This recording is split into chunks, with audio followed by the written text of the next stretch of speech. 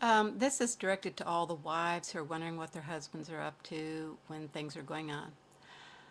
Uh, when a husband is doing nothing but criticizing you no matter what you do, you're wasting your efforts. He's already blocked you off. Nothing you can say is anything he's going to listen to. So just forget him and you take your healing when it comes. The men who are going into their offices after they come home from work and they are claiming that they are working so hard, it's just them working hard. Basically, when they're in there like 4 to 5 hours without coming out, even for water, they're in there looking at porn. Nobody is that dedicated to work. There might be a few, but generally, if you've searched their history, they're on teen porn, they're on bestiality porn, they're on porn sites. And there is nothing you're going to do, or they're chatting to someone and they've got the volume down where you can't hear the keystrokes. Once someone has started the sneaky behavior, you can't get it out of them because they're going to think you're like their mommy. And blessings on their mom that had to put up with them. But anyway, when they're lying to you and sneaking around, you've already lost them because they don't regard anything of another person high enough to be truthful. So you're wasting time, you're wasting effort. You know, it's not going to turn around. All he's going to do is find justification for his actions. And his actions are one of a sexual addict. And you cannot heal it, you cannot solve it. Losing weight's not going to solve it. Getting a nose job's not going to solve it. Getting plastic breast implants is not going to solve it. It's a basic problem at the core of the other person who's involved in deceit. So there's nothing, we're not talking about their past, we're talking about their present. If they are treating you in a disrespectful manner in the present, and you are just trying to take care of things, then you can pretty much forget the relationship. Also, you do not owe any man anything that continues, that when they're in bed with you, all they do is stick it in, get off, and then roll over and go to sleep. No tenderness, no kissing, no anything. When they treat you like a watermelon or a bag of nothing, you don't owe that man a thing at that point.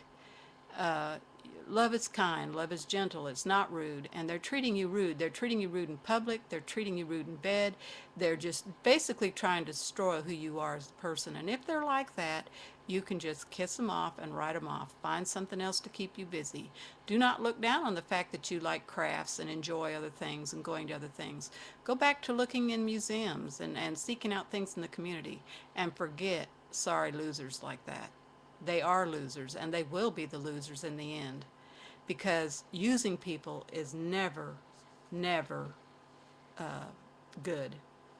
So keep a journal. I encourage you to keep journals on what they're doing, and not as a list of wrongdoings, but just to keep your mind straight so that when he comes back and claims you're psycho, or the common word they use, paranoid, when actually he is doing those things that you suspect, he's just trying to throw you off his tracks so he can continue to do them. So when someone starts acting odd, generally something is going on. It's not that you're seeing it falsely. They're going to try to accuse you of that so that you don't investigate and find out the truth. But the truth is, they generally are messing around. I just wanted you to know because it's going on many people at the same time with the internet opening up so many ways to cheat now. And they all say, well, being on the internet's not really cheating. Really? Well, when you're describing everything you're going to do to a woman down to paint her toenails or worse, I think there's a little more involved than just how's the day, it's sunny here. You know, so you believe whatever you want. Delusion is multiplying in this nation quite heavily. But when a man treats you rude, the message I have for you ladies is don't get all in a quandary about it and start taking drugs and drinking and destroying your own self. Start taking walks instead. Get outside. Get around your community. Hang out with friends. Forget these people. God can heal the brokenhearted. In fact, He's going to heal the brokenhearted. But the ones that are non-repentant and think it's a joke to play other people, I can't really say they're heaven bound. So don't be dragging yourself on their pathway. Some things men do when you're married, and they're looking to cheat. They'll start suggesting unusual sexual practices. Oh, if we could only have a couple in the same room with us while we have sex. And then it progresses from there to, oh, if only I could only touch another woman this way or that way. And well, what if I only stick it in a little bit? Any of those things are red flags. He's already considered you a nothing lying next to him there, because the fact that he's considering doing this in front of you, not considering what you're like, then he's already moved on and he's not worth your time. And that's my message to you. Just don't obsess on them. Let them go. They're trying to make you think that you're the loser. You're not the loser when you've been faithful. There's a group of men who are the losers, and excuse me, but the truth is the angels are going to come out and tie them in a bundle and burn them in a fire. Read that for yourselves. Stop reading your mythology and your fiction and read the truth. Go find it in the Bible. The angels are going to be sent forth, and they're going to tie up in bundles all those that keep doing wrong and burn them in the fire.